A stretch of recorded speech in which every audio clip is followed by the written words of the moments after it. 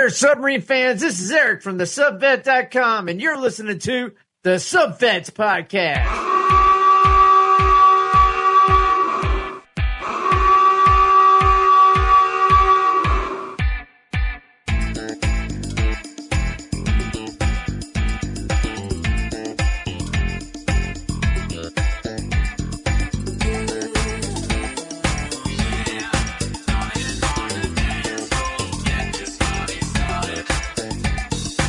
Adaptations missile for WSRT.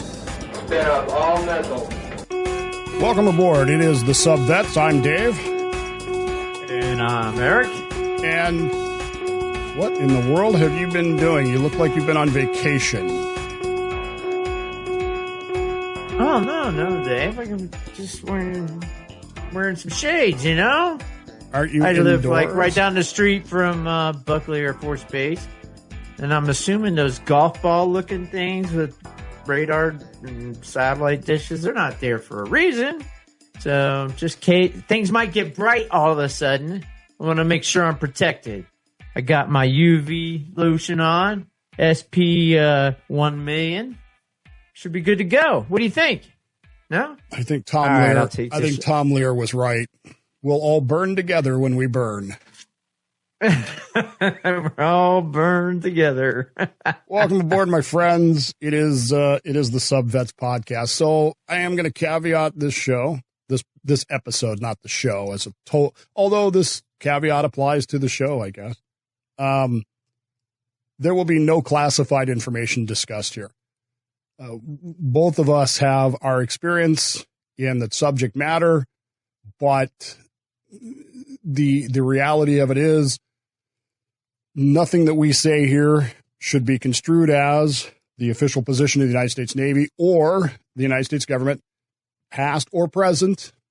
The information that we talk about here is fully open sourced, and it is either open sourced information, excuse me, my voice is a little cracky today, or it is just opinion. So take it as such. Let me add to that I personally am not an OPSENT guy. I'm not one of these people that spends my entire day in front of a computer reading about open source intelligence. I just don't do that. I'm a history and a philosophy guy. So if you want to argue about the capacities or capabilities of an individual given website or weapon system, I'm not the guy for that. But I am a big picture guy. So that's my caveat on this show. And I'm not doing it. I've been busy this week anyways. You know, I got other stuff I've been doing. What do you do? Well, I've been doing a lot of Zoom meetings. So there's a new product I want to put on the subvet.com. I'm trying to find a baseball catcher's mitt, specially designed to catch it. And I just, you know, I find out that people hang up on Zoom calls right away. You know, if you give too much information away. But, you know, I want to be right there and I want to catch an object. And they say, well, how fast? Because they're like, you trying to catch a baseball? I'm like, no. Well, then why do you need a baseball a little bit faster? I don't know. I figured it looked good. You know, some of you videotape it and it might get on the internet. It could be famous. I won't be here to see it, but, you know, I thought it'd be cool. Sure. So, yeah, I'm trying to tell them, they said, well, how fast is this object you're trying to catch? And I say, about 12 to 16K miles per hour. And they hang up. I don't get it. You're really panicked about this tactical nuclear weapon thing, aren't you? Sorry, nuclear weapons. I'm not panicked. I'm just a little bit of reality. Man, you can only get your warhead catcher's glove on the subvet.com. That's my vision, Dave. It's my vision. Well, I played catcher for many years in baseball and softball, and I have the knees to prove it. So I don't think the catcher's gloves that I had, and I spent a lot of money on catcher's gloves, would stop a re-entry body. Warhead. Well, speaking of baseball, how about some football? Looks like I never can't say his name. Can you say the head coach of the Navy midshipmen? If you hadn't asked me, Lulu. Yes. I know he's from Hawaii. Right, he is. And he went to university there. Nia Matalolo. Yeah. Yeah, but it looks like the running game, not like I know a lot about football anyways, didn't help them this time. No. Air Force beat them out for the defense trophy. So wasn't a big loss. Did you watch any of it? I watched the first half. They still have to beat Air Force, or Air Force still has to beat Army. Or have they played already? I don't think they've played already. No, because that game is usually later. Because Navy plays Army later, but I don't think our Air Force has played Army yet. So maybe they have. Yeah, right. But I was thinking there was always big pageantry with the Navy Army game, regardless of what the status of the trophy is. Right. So that's how that goes. Air Force winning the Armed Forces trophy is not that big of a deal because the Armed Forces trophy, no matter how you slice it, is still not a tactical nuclear weapon. Sorry, nuclear weapon. No, it's not. Correctly. So, what is a tactical nuclear weapon? What does that even mean? I happen to have the Wikipedia, man. That's the go-to, all right. They got all the answers. Well, they got a one-paragraph phrase. Let's read it real quick, Dave. A tactical nuclear weapon or a non-strategic nuclear weapon, I'm probably saying strategic wrong, is a nuclear weapon or nuclear, which is designed to be used on the battlefield in military situations, mostly within friendly forces in proximity, and perhaps even on contested friendly territory. Generally smaller in explosive power, they are defined in contrast to strategic nuclear weapons, which are designed mostly to be targeted at enemy interior, far away from the war front, against military bases, cities, towns, arms industries, and other hardened, larger aerial targets to damage the enemy's ability to wage war. No tactical nuclear weapon has ever been used in combat situation. See, I'm not sure I agree with that at all, but we'll talk about why here in just a moment. Let's break it down. The concept then comes down to you've got tactical and you've got strategic, and what is the answer? Well, as Eric read to you there from the pages of the Wikipedia, and if you can't believe Wikipedia, who can you believe? Right? That's right. That is the source. Okay. Anyways, moving on. I would submit to you that it is possible to use a strategic weapon in a tactical manner. It is harder to use a tactical weapon in a strategic manner. Why? Because of the design of the weapon. As Eric read to you, the tactical nuclear weapons tend to be, and I use the term tend to be, smaller devices. There was a time where this nation had nuclear warheads set on bazooka heads. So, your little green army man with the bazooka out there, something right out of Starship Troopers, you're going to fire a nuclear weapon at a tank, which seems to be, and I'm going to use a phrase here, a little bit of overkill. And I believe there's an actual video because they tested a live one it wasn't a howitzer, but the howitzer of its time. Yeah, the 155 howitzer. Atomic Annie. You can see the film online. It's kind of cool. It's on there. That's for real. Yeah. For reals. But you couldn't use that. You couldn't use that weapon in a strategic manner, but you could use a strategic weapon in a tactical manner. For example, you could take, theoretically, a Trident missile and dud X number of the warheads and use one warhead to accomplish a tactical purpose. Why you would do that would be bizarre, but it's a case. When in my day, you know what we used to say about stuff like that? D5 capability, meaning somewhere down the line. My day is you got to be crazy if you even think to do that. Why? How does the enemy know that said Trident missile doesn't have the big boys on it? Right. They don't. They don't. Well, so that's what I used to say to people all the time, too. I can neither confirm nor deny that there are nuclear weapons aboard the USS Michigan. However, as a personal opinion, what I would tell you is that if there aren't any, it's a hell of a waste of taxpayers' tax money. If there aren't. I like that. But read into that what you will. So if you look at weapon systems throughout history, you see this over and over again. Let's go back, 3,000 years. The first naval warship ever invented.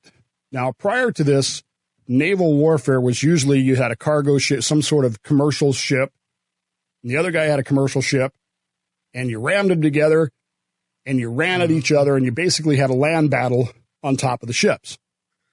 Mm-hmm. But somewhere around the 5th century BCE, the Phoenician, the Levant area and the Eastern Mediterranean invented a new way of doing things. And the type of ship was known as it's known today as the trireme. And this became the dominant naval warfare ship for almost 400 years. I mean, they were still using them at the Battle of Actium when Octavian defeated Mark Antony. Okay. Is this when they used the fire ships? Like literally set a ship. The fire ships were a modification. So the trireme becomes the basic form of the weapon. And as designed, it's a very tactical weapon. The idea here is you put a big bulbous bow on the thing, sharp, case it in bronze, and you run as fast as you can towards the other guy, and hopefully you catch him in the side and you just crash into him. And reality is, in most cases, they don't even sink the ships. What they do is they just break them up. So they just become floating debris. So using kinetic energy. Yeah. Now, there are obvious modifications to this. There are tactical adaptations. For example, the Athenians are able to train themselves so that they can turn these triremes on a dime. They can turn 180 degrees in less than a minute. The Spartans... That's a feat. The Spartans never managed to accomplish that. So they have to come up with different tactics because we can't figure out how to do that. So we have to come up with different tactics. And this whole thing flows back and forth. So you have this very tactical weapon system in the trireme. But what you really have is a strategic weapon system because the trireme becomes a game changer, particularly when Darius and the Persians invade. Now all of a sudden you've got city-states that can build these triremes, these ships very quickly, and the balance of power. Well, if they have 50 of these triremes, how many do I have to negate them? How many am I going to lose in a battle with them? How many do I need to make sure that I have so that, I can trade one for one and still win? Which is, if you jump ahead a little bit, you have this clearly tactical weapon system in the trireme that has very grave strategic impacts. Well, what happens in the 50s, 60s, and 70s, and even into the 80s? You have nuclear deterrence, which is essentially functionally the same thing. You have these weapons that can be used any number of ways, and I submit to you that the attacks on Hiroshima and Nagasaki were tactical in nature because the thinking behind them was not strategic. The thinking behind them was not, oh, we're going to bring them to the bargaining table. The thinking was, this is cheaper, easier, and faster. And it'll mess things up. I would agree. Yeah. It was more of a tactical use. Absolutely. But it has a strategic impact. The Japanese look at that and go, crap, that's not good. Well, remember, I don't remember when you joined the Navy, but when I joined the Navy in 81, Ronald Reagan had just become president. And one of the earliest things he talked about was the SDI, Strategic Defense Initiative, which was somewhat derisively named the Star Wars Initiative. And the idea here was to counter ballistic missiles, to shoot them down. That was in play. Right. Reagan was still in office when I joined in 87. So. Now, whether or not Star Wars actually became or becomes a thing, and to some degree it has, that we have destroyers now in our Navy that are designated as anti-ballistic missile destroyers. Their job is to shoot down ballistic missiles. Whether or not that ever actually becomes a thing in the 80s, it shifts the balance of power because the Russians, the Soviets, believed that it would. The development of the Trident missile caused, and it's, let's just face it, hyper accuracy, caused a shift in the strategic situation with these weapons that resulted in the idea that, boy, these could be tactically employed or strategically employed, and we can't counter them. So and that's open source. The Trident missile system it's exactly what it was, a severe game changer that probably had a lot to deal with ending the Cold War when it did. I believe that it did. Now, we could spend a lot of time talking about that, but in terms of accuracy, when I was a young pup, the last of the Polaris boats were still actually in service then, and they were just starting to be decommed. We were kind of jokingly told, the Polaris missile, if you wanted to shoot at a target, the accuracy was somewhere in the area of you could hit Yankee Stadium's footprint. And then that was Polaris A1. And by the time you got to A3, you could hit the stadium. With C3, you could hit the infield. And with Trident, you could hit second base. And with Trident 2, you could pick which corner of second base you wanted to hit. Now, that's hyperbole. Which is, but what does it matter at that point? Right. Well, it matters because you're dealing with counterforce and hardened targets and the likes of that. The point being that if you can't counter that, if you can't build enough triremes to match that, and the Russians, the Soviets couldn't, what happens to the strategic and tactical balances? Well, now you find yourself in this situation today where no one takes the Russians as a strategic threat horribly seriously. This whole Ukraine war has exposed the Russians in ways that no one ever imagined it would. They have been so incompetent in this invasion, so bad at this invasion, that you almost wonder if it's on purpose. Because how could you possibly how could they be what they claimed and what we believed and what we sold our own government on them being? But it depends on where you're getting your information on how bad that invasion's gone. Because they were not. I talked to a lot of people from Ukraine and Russia here, and people from Ukraine, they're rooting around Putin. There has to be a reason. So they're saying he purposely tried not to destroy the power infrastructure. He tried not to hit people. But, depending on what source you use, I mean, that could go back and forth. So I was just talking to a Ukrainian just a couple of days ago, and he thought that they did a good job, and they've been freeing up a lot of people. And there's a lot of people that want to be part of the Russian territory, which some just got annexed in yesterday, I think, which you would know more about that. Well, they did. They passed their referendum to annex, and then promptly the Russian army this morning, according to the news, withdrew from the area. So yay, we want to be Russian, but here come the Ukrainian army. But what happened too at the same time? As soon as that happened, what did Ukraine do? They signed I saw a video. They signed the contract to become a part of.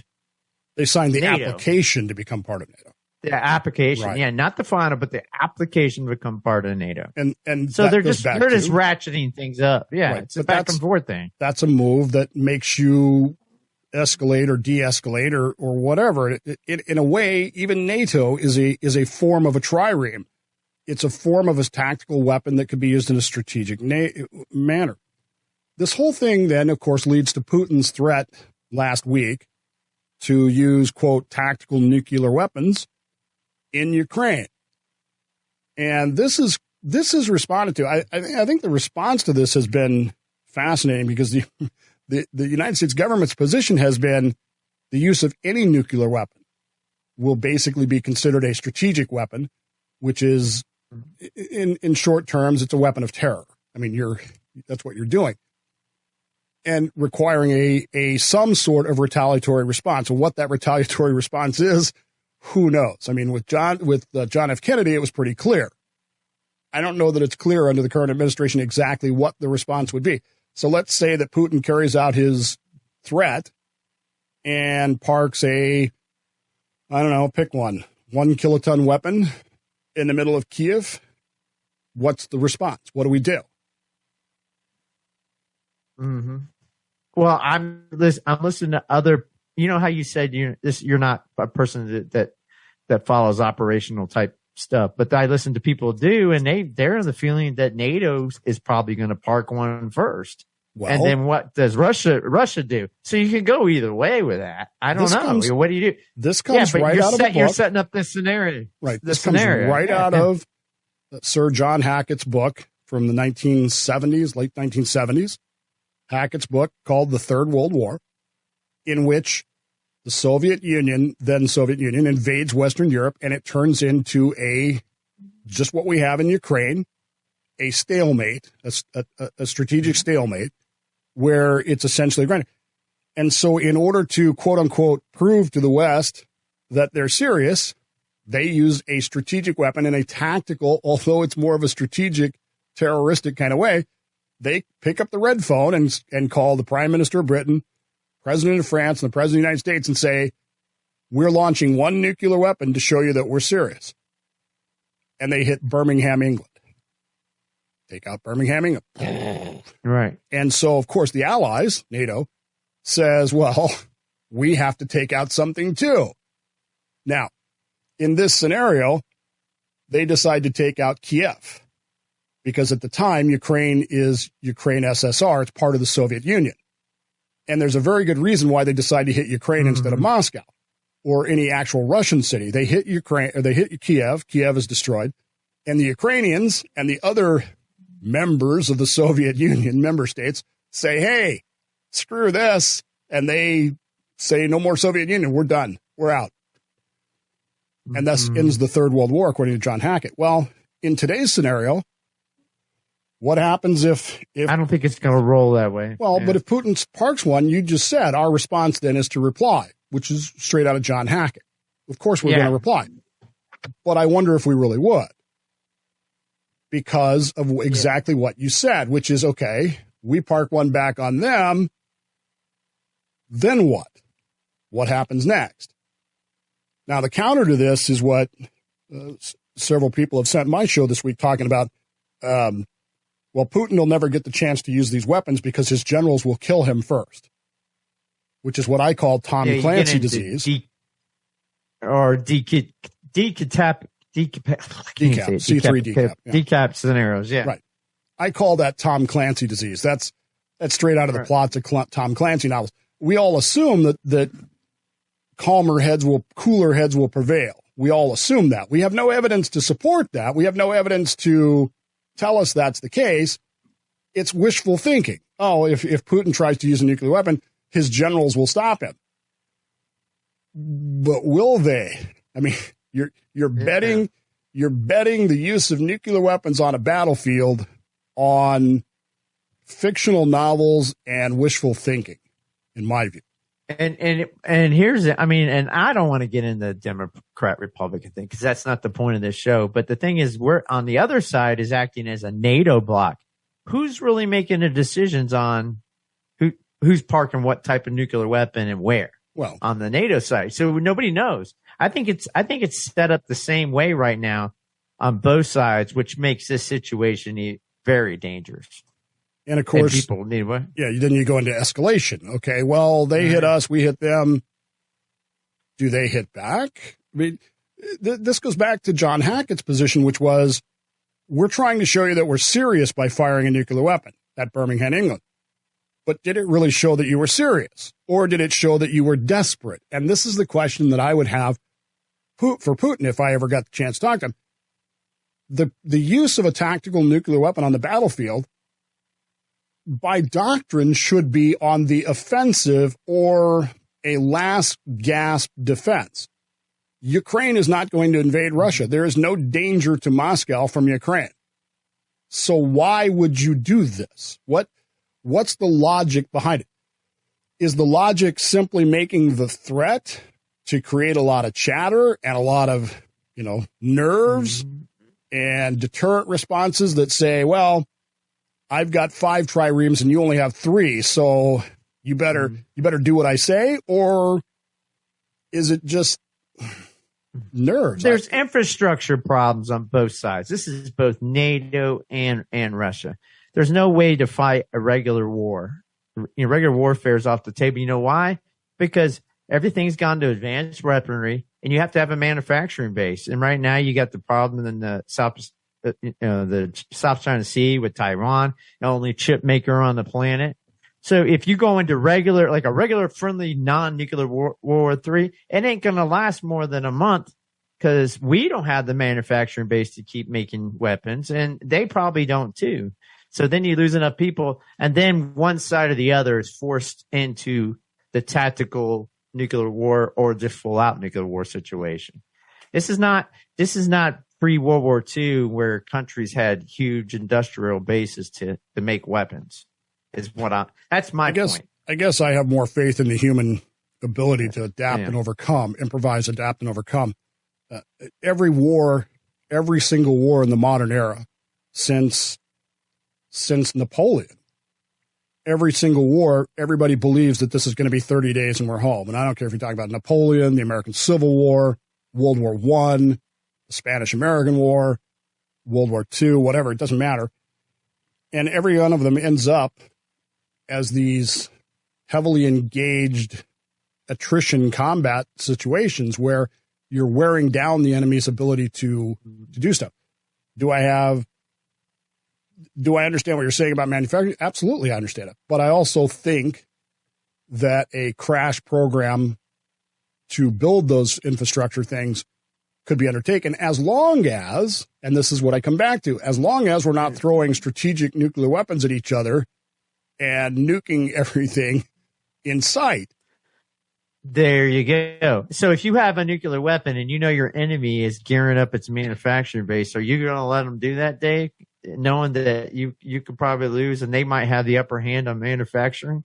I mean, that's what makes this World War III. It just plain sucks. And the other thing is, we got who's really in control of what's going on? It's just megalomaniacs behind. You don't see these guys on your favorite news channel, CNN, Fox News, whatever you're following.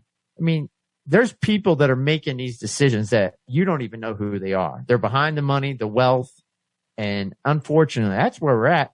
But what are they putting on the table? They're using humans as, I don't even know if these people are human at this rate. You know, they get so power hungry that they don't even look at us as humanity, like you were saying. Hopefully humanity prevails. And the only way we can do that is, you know, if everybody wakes up, because this is a serious, one nuclear weapon goes off, and I don't know if you're going back. That's my feeling. I don't know. I don't think you're going back from that. One goes, I think they're all gone. Well, that's the danger of escalation. So in 1945, you dropped 2 nuclear weapons on Japan, and there's really no need to drop a third. And there's a technical reason why you can't drop a third, which is, how do I say this politely? Oh, yeah, we didn't have one. So, yeah. So that's what I was going to get. Why did that work, Dave? Well, not only did we didn't have one, nobody else had one. So there was no way to really escalate that. Right. But had there been, who knows? By 1949, of course, the Soviet Union has the bomb. By the 60s, China has the bomb. You know, it gets a little dicey here. And unfortunately, I think there's too much belief in the Tom Clancy disease that I talked about, which is that, cooler heads will prevail. Nothing in history tells us that that's going to be the case. Nothing in history tells us that people are going to outsmart this. And that's why I take the threat by Putin seriously, but I'm wondering why he would do it. It's like, and it's so serious, Dave, that this is how serious it is. There's a chance you might not even see this podcast. That's how serious it is. Yeah, I'm not going to go that far. But I mean, let's draw a parallel between this and the pipeline, right? Who blew up the pipeline? Uh-huh. Who blew up the pipeline? There's no reason for the Americans say we didn't do it. The Russians say we didn't do it. Okay. Why would somebody do it? Well, you got to start first. Who owns the Nord Stream? The Russians own them. Germans. Well, the Russian-German. It's a Russian-German. German thing. So you can't just say Russian. It can't be one side. And the Germans were wholeheartedly planning on using that gas. Right. Is it bad to be taking Russian gas? But the gas was already shut off. I want that off the table. Right. The gas is already shut off. The gas pipeline is at 20% and declining. And shutting off the pipeline. Okay, I'll let you say what you're going to say. Shutting off the pipeline has significant maintenance issues that go with it. In other words, in many ways, shutting off the pipeline is every bit as bad as blowing up the pipeline. So if the Russians don't want to shut it off completely, they maintain a 20% flow to maintain those maintenance things. What's the motivation for blowing it up? Well, I don't want that show to go this way. The motivation is they want their one world order. They intentionally want the people of Europe to go. The Russians do? No, the Russians don't. I don't think the Russians wanted anything. I don't think the Russians blew it up, Dave. I don't think they did. Who do you think did? Okay, so if I even retweeted it. But if you got one president of the United States that says the Nord Stream pipeline, if tanks cross into Ukraine, then the Nord Stream pipeline is going to go away. Well, how are you going to do that, Mr. President? Don't worry about it. It's going to go away. And then later, the undersecretary, I don't have her name handy on me, says the same thing. So if we're in a court of law, Nord Stream pipeline goes away, and you have those and you got 12 people on the jury. Who are you going to point at, Dave? I don't know. It looks bad. I'm just saying it looks bad. It just looks bad everywhere. So response? I hold to the Cold War model. Sorry. I hold to the Cold War model, which is neither the Soviets nor the Americans directly do anything, but we have subordinates who, the Hungarians, the Bulgarians, the Romanians, the Vietnamese. Goes to what I'm talking about. Right. So is there people that are not in the Navy SEALs or other Navy's UD2 forces that would have the skill sets and could be hired as mercenaries to perform such a feat? What if we knew? Absolutely. What if we knew that we have plausible deniability, that we can somehow or another prove that we didn't do it? So we did it, depending on that proof, to prove that we didn't do it for the same reason. I don't know. The Russians could have done it for the same reason. What if the Russians blew it up so they could, have a Maskrovka and blame other people? But again, this comes back to you're escalating a strategic situation, which Putin has now introduced the threat of using a nuclear weapon on, because he wants to, I'm assuming he wants to show us serious. See, this is where I'm falling down on the whole thing is Putin an absolute Adolf Hitler wackadoodle? I understand that, but what's the motivation? You don't just threaten to use nuclear weapons unless there's a reason to do so, because what's going to happen. There's always a motivation. There's always motivation. What is that motivation? Nobody knows. Nobody knows. Yeah. And until we know that, how do you counter that except to say, well, if you use nuclear weapons, we're going to use them too. And why are we pouring billions of dollars in weapons that we need in a war with Russia into Ukraine, and they're being expended right now? Well, the same reason we send weapons to Afghanistan, because they're fighting it for us. I mean, if you haven't figured that out by now, this is us fighting the Russians, but using the Ukrainian army to do it. Yeah, but there's people that don't think we're already at war. That's what I'm getting at. Well, I mean, technically we're not. NATO and Russia are already at war, but technically not. Right. Does that even make sense? Well, I mean, we weren't at war with Vietnam, but we were. We weren't technically at war with Korea, but we still are. So you run into this situation, and then you've got the undersecretary you were talking about the other day, talking about the fact that, hey, if they drop nukes on Ukraine, the fallout's going to hit NATO countries. So that's the same thing as dropping a nuke on us. Well, and it's very frustrating. It's very concerning. There was a time back in the early part of the summer where I was losing sleep over it, but I'm not there now, because I feel like, this is just my feeling. You can take it for what it's worth. I don't think that Vladimir Putin is as in charge as he wants to be or thinks he is. That goes back to the Tom Clancy disease. I get it, but desperate men do desperate things. And how far will that desperation expand? What if he fires a nuke into Ukraine and our response isn't to go match force for force? What if our response is much like 2003 shock and awe, where we try to take him out, and just him? All right. Just him, yeah. Conventionally or nuclear. One way or the other. Well, so there was a little thing, and computers could do this right before the end of the Cold War. Russia had seismic triggers for decap scenarios. So they literally have their computer system rigged up to send orders out to their submarines to launch their remaining nuclear weapons in case the entire command structure got taken on their side. That was in the 80s, going into the 90s. We didn't have a seismic trigger, but we had what was classified. This is what's hard for me is the word PSYOP used to be classified. It's been declassified. Right. But we had the PSYOP, which was, okay, if this happens, then this attack option happens. And it's automatic. Right. It's automatic. And that's the thing. That's what I'm trying to get is if, when you launch, whoever does it first, things kind of go into automatic scale. They kind of gets away from the human infrastructure kind of gets taken out of it. Okay. And now you got AI computers. You got like the war game movie, that brings us back to if everything is automatic. Right. So now deterrence becomes first strike to C3 decap, command, communication, and control decap your opponent. Mm-hmm. The United States, as Joe Biden was asked about several months ago in England, has never taken first strike off the table. And the D5 weapon system, I'll say it, again, this is my opinion, is a first strike weapon.